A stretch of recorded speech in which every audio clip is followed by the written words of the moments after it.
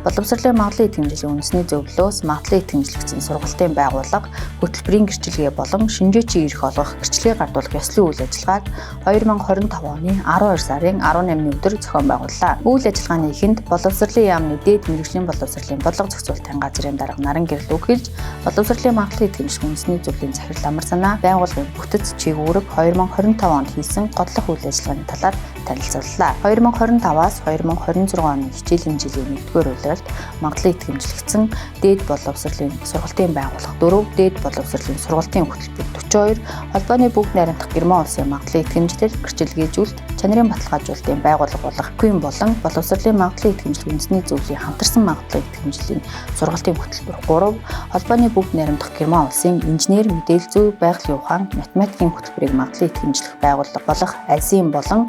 боловсролын магадлалын итгэмжлэх үндэсний зөвлөлийн хамтарсан магадлалын итгэмжлийн сургалтын хөтөлбөр 7, мэргэжлийн болон техникийн боловсролын сургалтын хөтөлбөрийн 12 гэрчлэгийг гартууллаа. Мөн мэргэжлийн болон техникийн боловсролын салбарын шинжээч бэлтгэх цахим сургалтыг амжилттай дүүргэсэн 26 шинжээчдэд гэрчлэгээ гартуулж шинжээчийн тэмдэг олголоо. Түүнчлэн дээд боловсролын чанарыг сайжруулах үйл хэрэгт оруулсан бодит хувь нэмрийг нэмэлж, боловсролын чиглэлийн хөтөлбөрийг магадлалын итгэмжлэх комиссийн дарга Актемч Жадамб, комиссийн нэрийн бичгийн дарга доктор Оюун Цэцэг, боловсролын магадлалын итгэмжлэх үндэсний зөвлөлийн шинжээч,